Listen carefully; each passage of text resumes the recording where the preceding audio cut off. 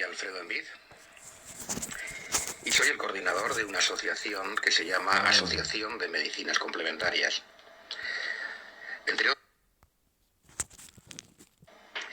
Soy Alfredo Envid y soy el coordinador de una asociación que se llama Asociación de Medicinas Complementarias. Entre otras cosas, hacemos una revista desde mediados de los años 80. A principios de los 90, recibí un artículo que me mandó un enfermo suizo, firmado por el doctor Peter Duesberg. Y me quedé muy sorprendido, porque Duesberg decía sobre el SIDA todo lo contrario de lo que nos habían enseñado. Lo leí varias veces, lo traduje y lo publicamos en nuestra revista. Después de eso, tomé contacto con él, en California. Duesberg era profesor de biología molecular en la Universidad de Berkeley. Había sido el primero en hacer el mapa genético de un retrovirus y estaba considerado por el doctor Gallo como el mejor retrovirólogo de su generación. Es decir, que no era ningún bocazas.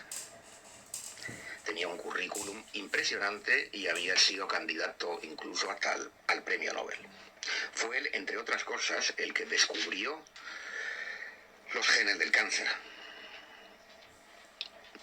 Tenía una beca que solamente 20 y tantos científicos tenían en Estados Unidos. Es decir, estaba situado dentro de los 20 y tantos científicos de élite más importantes de Estados Unidos. Duesberg me explicó que había muchos otros y me dio los contactos. Había un grupo que se llamaba Rethinking AIDS, que se acababa de formar en ese momento, que agrupaba decenas de científicos del más alto nivel de la ciencia oficial, de la ciencia más ortodoxa, que decían que todo lo que se había dicho sobre el SIDA era falso. Así que me lo tomé en serio. No se trataba ya solamente de un artículo, sino que hicimos un monográfico entero de 400 páginas y organizamos un congreso en Barcelona. Ese congreso, que tuvo lugar en el 93, si no me equivoco, vino Duesberg, vino Harvey Bialy, que era entonces el director científico de la revista Biotechnology, una de las más importantes revistas de biotecnología profesional del mundo. Vino Alfred Hassin, que era un hombre ya retirado, inmunólogo, y además con otras 2 especialidades médicas, profesor emérito de inmunología y muchos otros. Para mí quedó claro que tenían razón. Además de estos, me sorprendió también mucho que hubiera 3 premios Nobel. Y me sorprendió mucho de que no nos hubiéramos enterado ninguno de que había 3 premios Nobel y decenas de científicos cuestionando la hipótesis oficial. Eso ya de por sí debe invitaros, a los que estáis viendo esto, a poner un punto de interrogación en lo que es el dogma del SIDA. Implica que hay una censura en la ciencia. De hecho, esa censura, muchos de estos científicos la han vivido. Desde que Duesberg empezó a decir esto, por ejemplo, puesto que hemos empezado a hablar de él, y se lo merece, puesto que fue el primero que tuvo el valor de enfrentarse con la ortodoxia, su beca desapareció, sus fondos de investigación desaparecieron. Le quitaron hasta la secretaria. Y sufrió las consecuencias de decir la verdad y de ser honesto. Como anécdota, un colaborador suyo, Stroman, que era otro biólogo molecular muy prestigioso en la Universidad de Berkeley, cuando se jubiló en los años 90, dijo, señores, dijo y lo escribió, Duesberg y todos los que dicen que el virus del SIDA no causa el SIDA tienen razón, pero he esperado a jubilarme para que no me pase lo mismo que a él. Y añadió, muchos de nosotros, refiriéndose al resto de los biólogos de primera línea, pensamos lo mismo. Muchos lo piensan, pero no lo van a decir. Por lo menos hasta que se jubilen. Así que esperamos que a medida que se vayan jubilando, tengamos una epidemia de disidentes.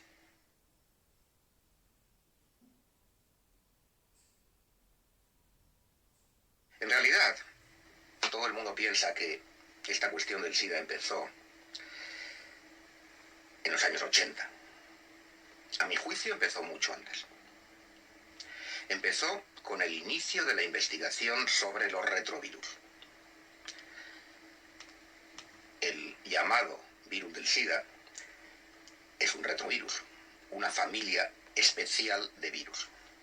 La investigación masiva sobre ese tipo de virus empezó en 1971. ¿Por qué?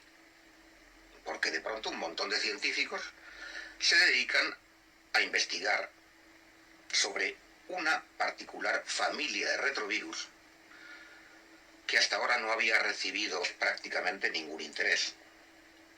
Esa es una pregunta. La respuesta para mí está clara, y para cualquiera que tenga sentido común, porque hay dinero de por medio, porque alguien paga esas investigaciones. ¿Y quién las paga? Pues muy sencillo. En 1971, la situación en Estados Unidos era que estaban perdiendo la guerra de Vietnam. Nixon lanzó una campaña para vencer al cáncer, porque el cáncer estaba aumentando y la gente tenía miedo. Naturalmente, consiguió los fondos.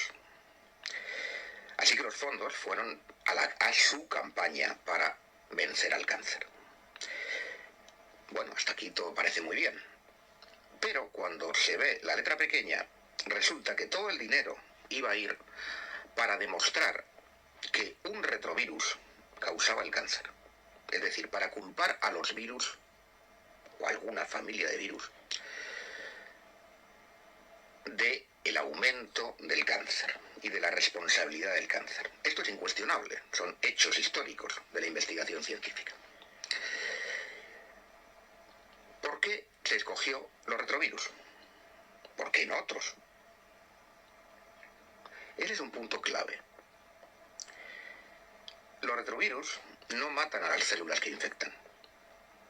Para que un virus cause el cáncer, la primera condición es que no mate a la célula. Si un virus se mete en una célula y la mata, ya no hay cáncer. Por lo tanto, por ese motivo se escogieron a los retrovirus.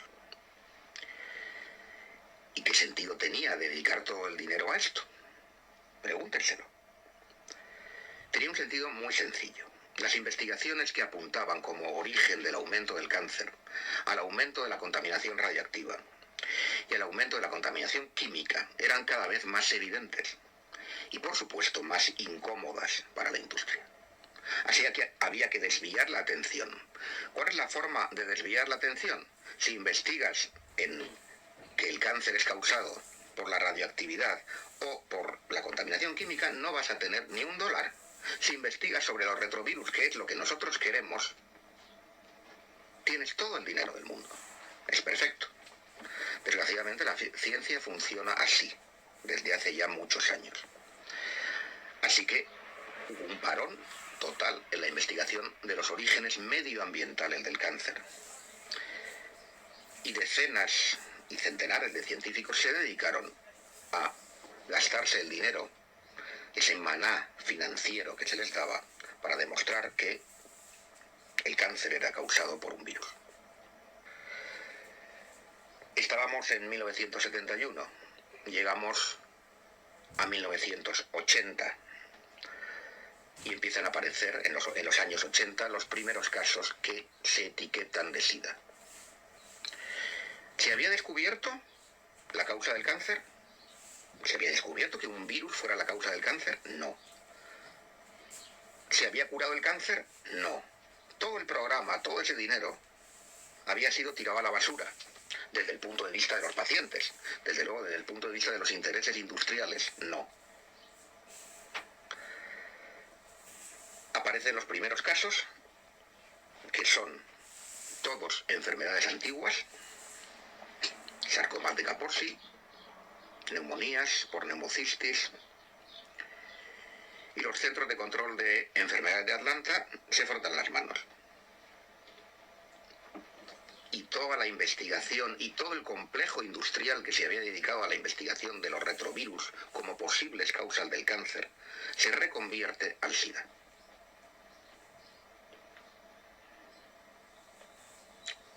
He dicho los centros de control de enfermedades de Atlanta. Probablemente mucha gente no sabe qué son los centros de control de enfermedades de Atlanta. Sin embargo, son unos actores importantes en todo esto y en toda cuestión sanitaria a nivel planetario. En realidad vienen desde el siglo XIX sus orígenes. Sus orígenes están en la Marina de los Estados Unidos.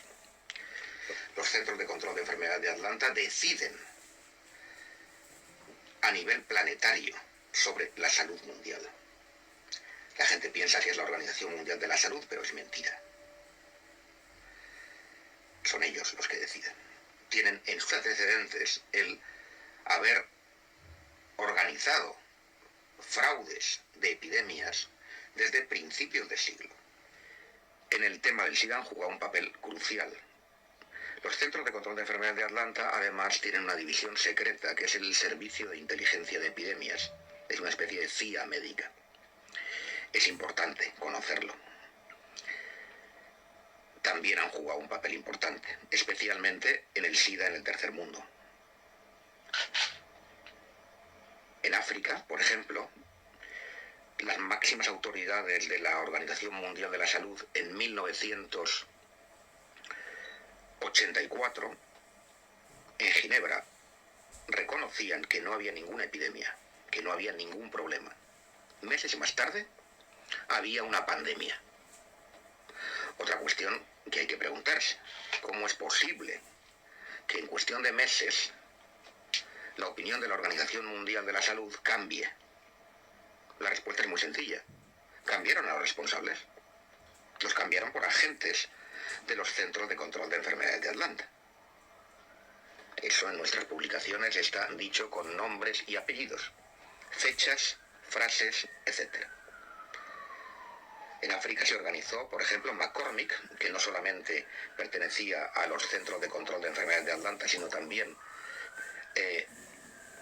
al Servicio de Inteligencia de Epidemias, a su división secreta, organizó una reunión en Bangui, en la República Centroafricana, donde convenció, dicho de otra forma, obligó a los africanos a que reconocieran un tipo de diagnóstico especial para África. Porque el SIDA no se diagnostica igual en una parte del mundo, aquí, que en otra, África, por ejemplo. Lo cual también es un poco fuera de lo habitual. Normalmente las enfermedades tienen criterios de diagnósticos que son iguales en todo el planeta, aquí no. En África puede ser negro, tener diarrea durante un mes, adelgazamiento y tos, y por definición tienes SIDA, sin ningún test. Así se construyó la pandemia. Hemos publicado en español los textos que hacen esa redefinición. Los textos de la Organización Mundial de la Salud, boletines epidemiológicos, página tal, número tal. Eso está a disposición de todo el mundo y está en nuestra web además. ¿Qué supone esto? Esto supone reconvertir las enfermedades endémicas, las enfermedades ligadas a la pobreza, tuberculosis, malaria, desnutrición, y renombrarlas como SIDA. Esto ya no es solo que unos laboratorios ganen dinerito vendiendo test y vendiendo tratamiento, test que por cierto hay que resaltar siempre que no sirven, y tratamientos que son tóxicos. Hay algo más, no solamente una cuestión de beneficios económicos. Hay una política detrás más grande y eso es importante verlo. Los Centros de Control de Enfermedades de Atlanta varias veces en la historia han inventado epidemias. Un caso especialmente notorio fue el de la gripe del cerdo, en 1976. Amenazaron con que una terrible epidemia se avecinaba sobre la población norteamericana y consiguieron que se vacunase a todo el mundo, concretamente a 50 millones de americanos, o casi todo el mundo. El resultado de eso fue que nunca hubo ninguna gripe del cerdo, pero sí los efectos secundarios de las vacunas. Los CDC siempre han jugado un papel importante en la definición de enfermedades. Por ejemplo, en España, donde estamos, el famoso síndrome de la colza fue decidido por los CDCs.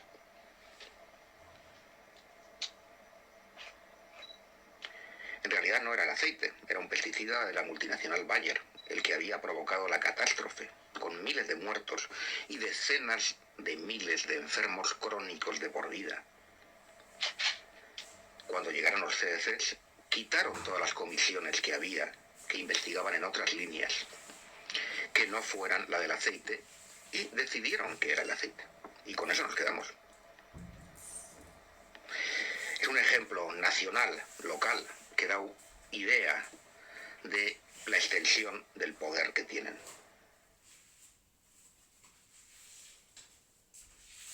A propósito de África, probablemente hayáis oído hablar de que el presidente de Sudáfrica se negó a comprar AZT.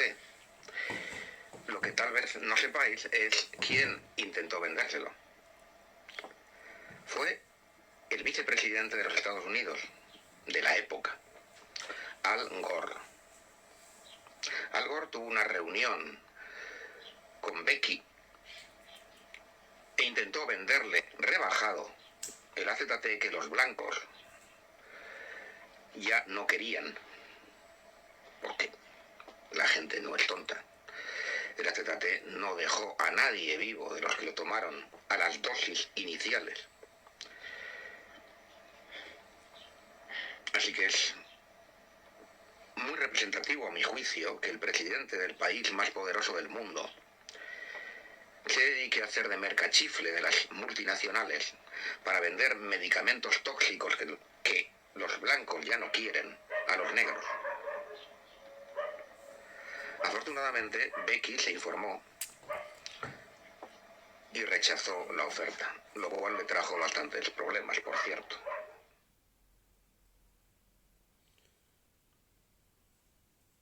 SIDA quiere decir síndrome de inmunodeficiencia adquirido. Eso es lo que quiere decir SIDA. ¿Por qué puede ser adquirido? Pues, mirad, antes de que se le atribuyera un virus, se sabía que había un síndrome de inmunodeficiencia nutricional adquirido. Era el SINA, que padecían los países pobres por no tomar suficientes proteínas. Si no tomas suficientes proteínas, si además tienes infecciones constantes, entre otras cosas porque no tienes acceso al agua limpia, tienes un síndrome de inmunodeficiencia adquirido.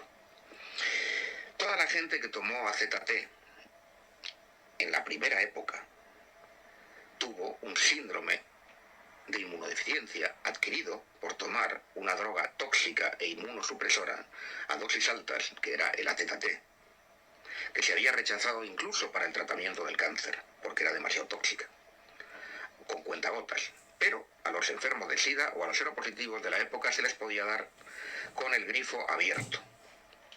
Ahí tienes otro síndrome de inmunodeficiencia adquirida.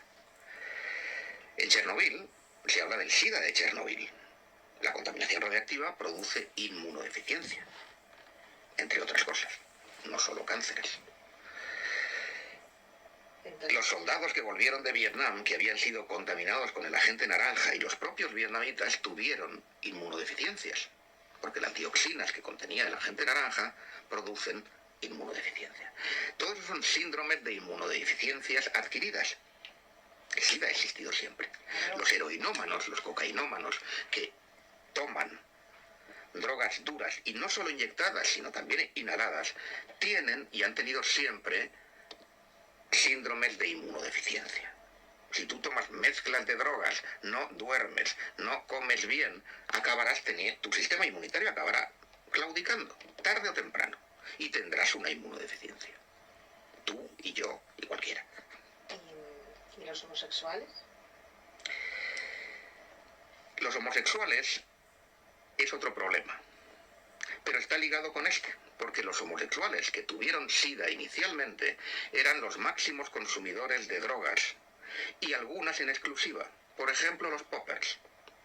Y los poppers producen sarcoma de Kaposi, que fue lo que se llamó el cáncer gay, que no aparecía en mujeres, sino exclusivamente en homosexuales que tomaban ese tipo de droga que no toma otra gente normalmente.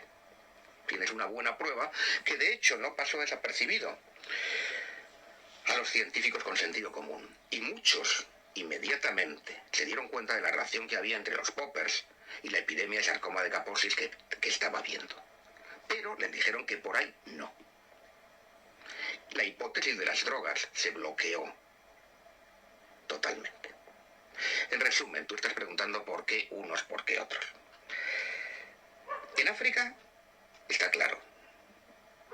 Es una forma de redefinir las enfermedades de la pobreza, que producen inmunodeficiencia, evidentemente. África es cada vez más pobre. Es expoliada de sus recursos, como sabemos,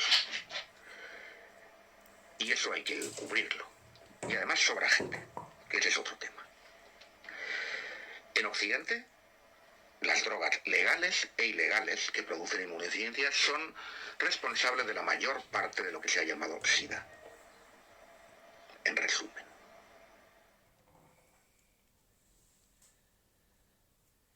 La medicación ha ido evolucionando. Los primeros medicamentos, el primer medicamento fue el AZT.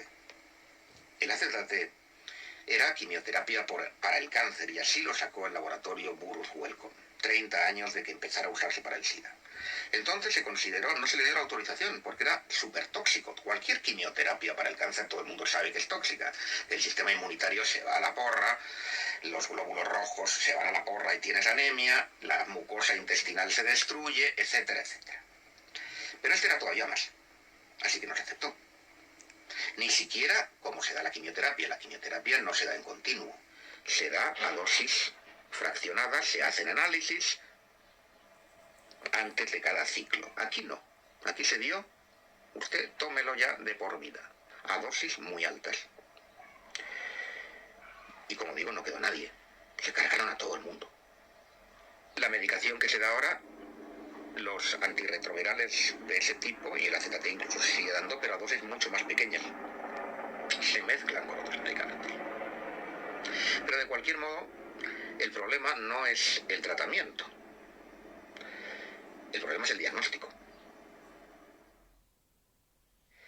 Los primeros test que se hicieron fueron el test ELISA. El test ELISA, hay que saber que se patentó el mismo día en el que el doctor Gallo se presentó con la ministra de Sanidad ante las cámaras de televisión para decir que ya sabían qué es lo que pasaba y que era un virus el que causaba esas enfermedades. Ese mismo día descaradamente se patentó el test. El test son royalties, es dinero. El test ELISA da más de un 80% de falsos positivos. Y no lo digo yo, lo dice el New England Journal of Medicine, que es la revista más prestigiosa de medicina occidental, en un estudio hecho sobre aspirantes a la Marina de los Estados Unidos, sobre decenas de miles. Entonces decimos, bueno, habría que plantearse cómo es que seguimos pagando de nuestros bolsillos un test que da más del 80% de falsos positivos. Respuesta de los oficiales, pues porque luego, ya lo sabemos, pero luego lo confirmamos con otro, que es el Western Blot, que ese es 100% fiable. Eso es lo que os dirá Nájera, el doctor Nájera, en España, por ejemplo, lo ha dicho. Pregunta siguiente. Doctor, entonces, ¿por qué en Inglaterra está prohibido? Por no ser fiable. Los test de anticuerpos dan positivo en más de 70 circunstancias que sepamos, documentadas en la literatura científica, que van desde el haber tenido muchos embarazos hasta haber tenido hepatitis, enfermedades reumáticas como la artritis, por ejemplo, o el haber sido vacunado. Luego vinieron los test de virus. En realidad los test de virus se hicieron desde el principio, los test convencionales de virus. Pero no se hacían sistemáticamente. ¿Por qué? Porque no se hacían test de virus igual que se hacen para la hepatitis o para otras cosas. Pues muy sencillo, porque muchas veces daban negativos, aunque la gente se estuviera muriendo. Entonces, que te estuvieras muriendo de SIDA o en estados terminales y que no tuvieras el virus era un pequeño problema. Así que dejaron de hacerlos. Incluso renombraron los casos. Los Centros de Control de Enfermedades de Atlanta, con Anthony Fauci, de los Institutos Nacionales de la Salud, establecieron un acuerdo por el cual, si tú tenías SIDA, pero en los test de virus no había virus, ya no tenías SIDA. Tenías linfocitopenia idiopática de los CD4. Esto que suena tan bonito simplemente quiere decir que no tenían ni idea de por qué los linfocitos CD4 habían bajado. Y se quitaron el problema en medio. Luego vinieron los test de carga viral. Desgraciadamente los test y empezaron a encontrar virus por todas partes. Desgraciadamente los test de carga viral se basan en la PCR, la reacción en cadena polimerasa. Esa técnica fue inventada por Kary Mullis. Le dieron el premio Nobel de Química por eso, en los años 90. Y Kary Mullis desde el principio dijo que su técnica no servía para contar virus. Hemos publicado artículos de Kary Mullis. En este libro hay una entrevista que le hicimos cuando vino a Madrid. Y entonces, bueno, se plantea la cuestión. Usted que me está viendo no es científico, yo tampoco, pero tenemos sentido común. ¿A quién vamos a hacer caso? ¿A Kary Mullis, que inventó la técnica, que dice que no sirve para contar virus, o a los que viven de vender la técnica? Pues mi humilde sentido común me dice que haga caso a Kary Mullis, que lo único que ha ganado con esto es ser insultado en los medios de comunicación, ser boicoteadas sus publicaciones y lo mismo que han ganado todos los disidentes del SIDA, recibir palos por todas partes, mientras que los otros se han hecho multimillonarios. Y esto no hay que perderlo de vista, siempre. ¿Qué ganan unos, qué ganan otros?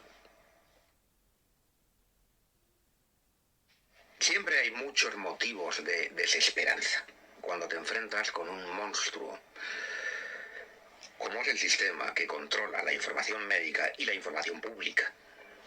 Sin embargo, yo os recomiendo entrar en Internet, entrar en páginas como Rethinking AIDS.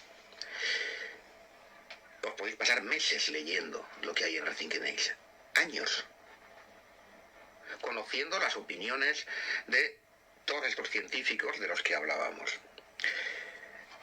Esa página se actualiza regularmente. Os dará otra visión de las noticias que no vais a encontrar en la televisión, que por cierto es mejor apagarla,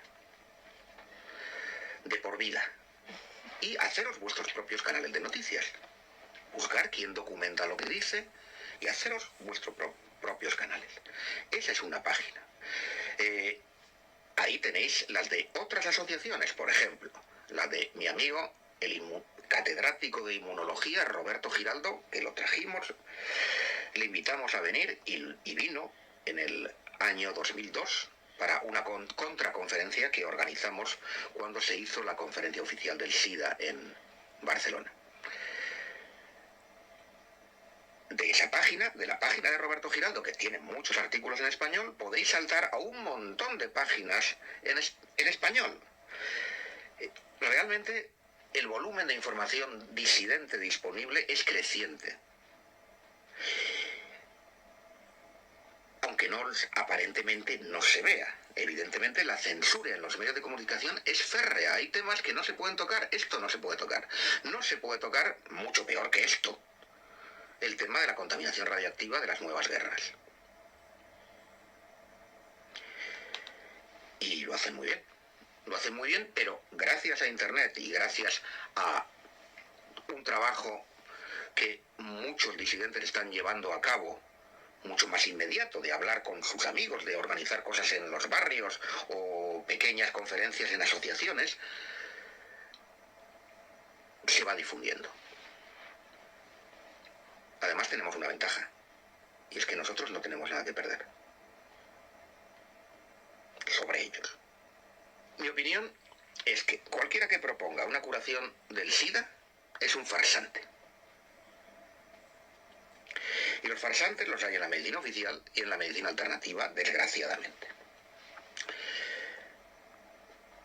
Lo más importante en el tema del SIDA es anular el vudú, ayudar a que la gente pierda el miedo. Es la información. El mejor tratamiento inmunoestimulante, que los hay, va a fracasar si la persona sigue pensando que la hipótesis oficial es la única. Desgraciadamente, muchos terapeutas alternativos no cuestionan la hipótesis oficial y se limitan a dar algo que tendrá su efecto, más o menos según lo que den.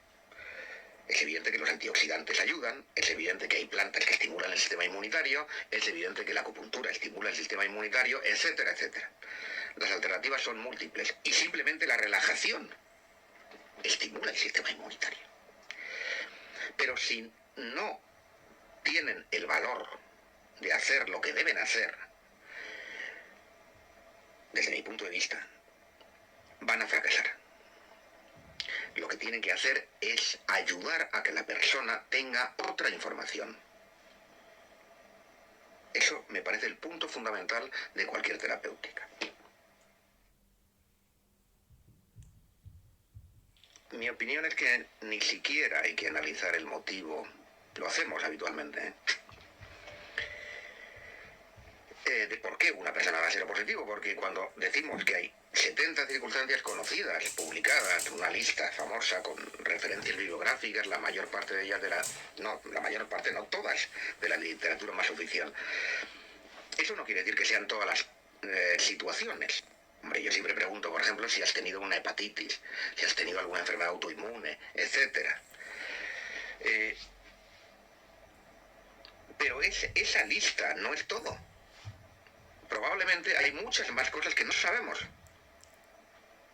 Eso no es lo importante. Lo importante no es por qué has dado seropositivo, sino que te des cuenta de que ser seropositivo no tiene nada que ver con que estés infectado con un virus asesino.